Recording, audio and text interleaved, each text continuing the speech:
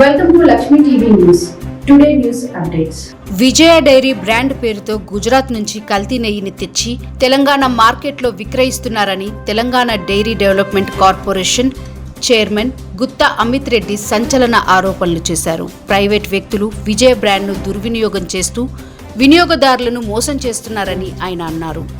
విజయ dairy ఫ్రాంచైజీని మేఘనా foods అనే సంస్థకు ఇవ్వగా ఆ సంస్థ గుజరాత్లోని కన్హాన్ డైరీ నుంచి నెయ్యిని సేకరించి తెలంగాణలో విక్రయిస్తున్నట్టు తెలిపారు.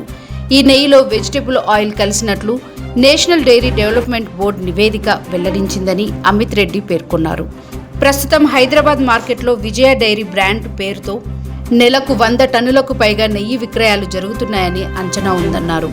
తెలంగాణ విజయ డైరీకి ఉన్న నమ్మకాన్ని ఆసరాగా చేసుకుని ఆంధ్రప్రదేశ్కు చెందిన కొన్ని ప్రైవేట్ యూనిట్లు తక్కువ నాణ్యత గల పాలను ఇక్కడ విక్రయిస్తున్నారని ఆయన మండిపడ్డారు. దీనివల్ల తెలంగాణ ఆంధ్రప్రదేశ్ పాడి రైతులకు రావాల్సిన ఆదాయానికి గండిపడుతుందని తెలిపారు.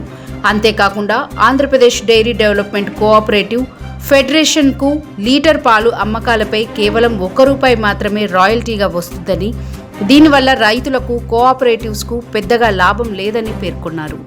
డైరీ ఫెడరేషన్ నిబంధనల ప్రకారం ప్రభుత్వ బ్రాండ్లను ప్రైవేటు వ్యక్తులు వినియోగించడానికి అనుమతి లేదని, ఈ అంశంపై ఏపీ డైరీ పలుమార్లు లేఖలు రాసిన స్పందన రాలేదని గుత్తా అమిత్ రెడ్డి అసహనం వ్యక్తం చేశారు.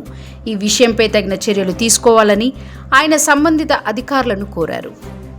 వాళ్ళు ఏం చేసినారు, మేఘనా ఫుడ్స్ అనే ఒక కంపెనీకి ఘీ ఫ్రాంచైజీ హక్కులు కల్పించినారు. ఈ మేఘనా ఫుడ్స్ ఏం చేసిందంటే గుజరాత్కి సంబంధించినంత వరకు ఒక ప్రైవేట్ డైరీలో ఈ ఘీని ప్యాక్ చేస్తూ ఉంది. ఈ ఘీకి సంబంధించిన బ్రాండింగు తెలంగాణకి సంబంధించిన ప్యాకింగ్ ఒకటేలాగా ఉంటాయి అన్నమాట. రెండు కూడా విద్యా పేరు మీదనే అమ్మేదానికి ప్రయత్నం చేస్తూ ఉంటారు. అదేవిధంగా లైనోలిక్ యాసిడ్ మోతాదుకు మించి ఉంది. ఇవి రెండు అంశాలు ఎందుకు ఇంపార్టెంట్ అంటే, ఇవి రెండు ఏం సూచిస్తున్నాయంటే ఈ పర్టికులర్ గుజరాత్లో తయారవుతున్న నెయ్యిలో వెజిటబుల్ ఆయిల్ కలిసేసి ఉంది అని.